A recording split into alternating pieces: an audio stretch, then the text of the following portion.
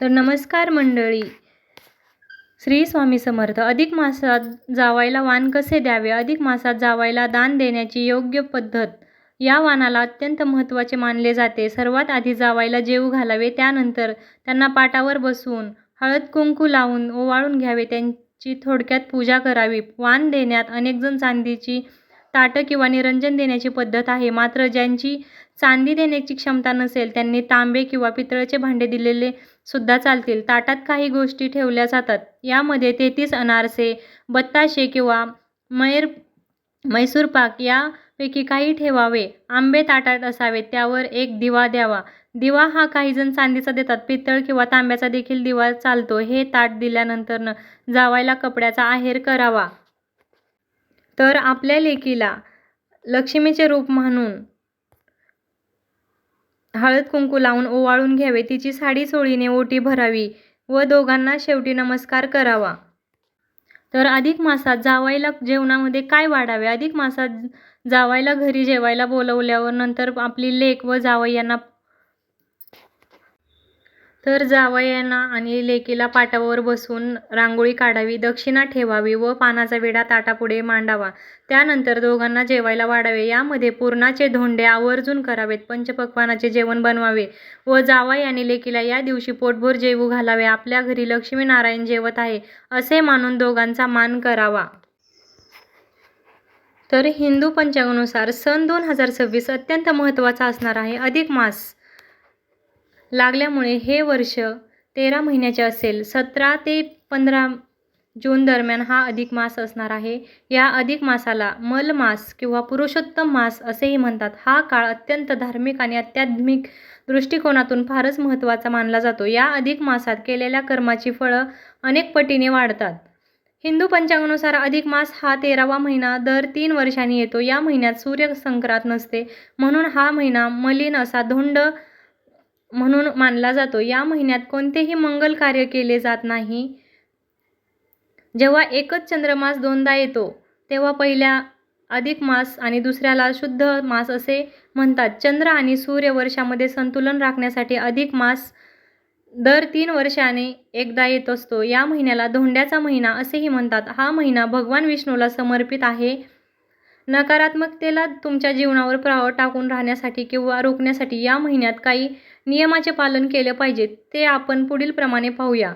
तर अधिक महिना हा पवित्र महिन्यात भगवान विष्णूच्या उपासनेला विशेष महत्त्व आहे. ओम नमो भगवते वासुदेवाय नमः या मंत्राचा जप केल्याने मानसिक शांती आणि पुण्य यांचा अत्यंत लाभ मिळतो.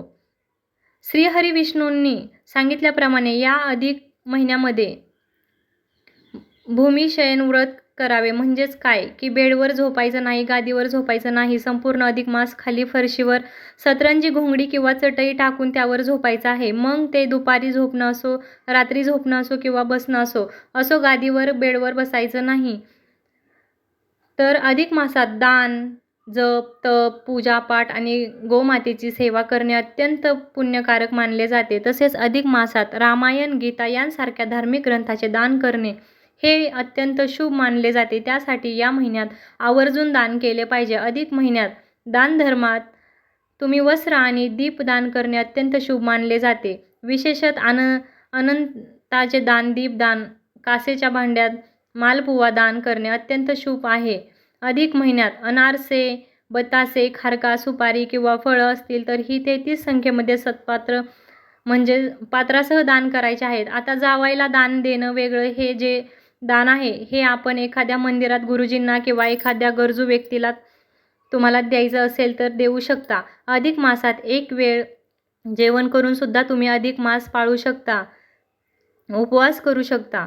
या महिन्यामध्ये अन्नदान करून शक्यता किंवा संपूर्ण धोंड्याचा महिना म्हणजे अधिक मासात गाईला घास खाऊ घालू शकता. जोडपं भोजन म्हणजे एखादं जोडपं बोलवायचं आणि संपूर्ण अधिक मास त्यांना दुपारचं किंवा रात्रीचं जेवण आपल्या घरी जेवू घालायचं किंवा तुम्ही एखादी सवाशीण स्त्री बोलू शकता आणि तिला सुद्धा जेवण घालू शकता.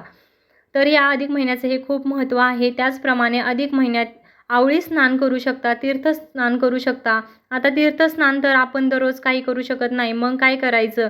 अधिक मास सुरू होण्याच्या अगोदरच पूजा साहित्यांच्या दुकानांमधून गंगाजल आणून ठेवायचं किंवा तुमच्या घराच्या आजूबाजूला कुठे एखादं तीर्थक्षेत्र असेल, तिथली नदीचं असेल तर त्या नदीचं पाणी घरी आणून ठेवायचं आणि संपूर्ण अधिक मास रोज अंघोळीच्या पाण्यामध्ये ते पाणी थोडंसं मिक्स करायचं आणि त्या पाण्याने स्नान करायचं आहे.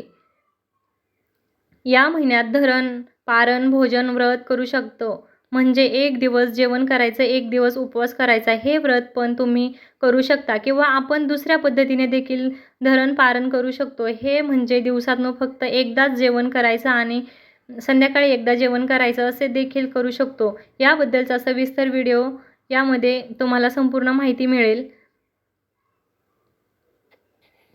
महाविष्णूंना आवळा अत्यंत प्रिय समजला जातो.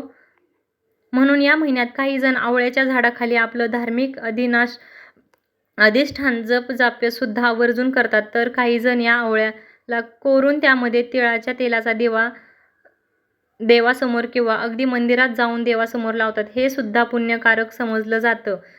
या महिन्यामध्ये केली जाणारी काही लोकप्रिय व्रत सुद्धा आहेत की जे आवर्जून वर्षानुवर्ष महिला करतात. तर त्यामध्ये हळदी-कुंकू, स्वस्तिकाचं व्रत, लाखोळी व्रत, त्यानंतर गोपद व्रत केलं जातं. अधिक महिन्यात दररोज तुळशीची पूजा केली जाते किंवा एखादी सवाशीण बोलून तिची रोज ओटी भरली जाते किंवा एखाद्या सवाशीण स्त्रीला बोलून रोज तिला जर चहा आवडत असेल तर चहा किंवा दूध आवडत असेल तर दूध.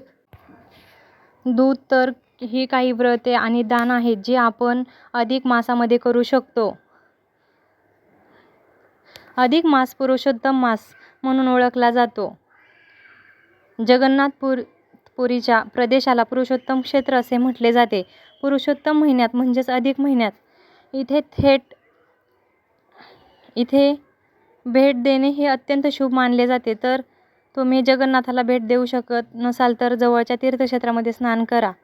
गंगा किंवा इतर नद्यांमध्ये स्नान करणे आणि मंदिरामध्ये सेवा करणे हे देखील अत्यंत शुभ मानले जाते.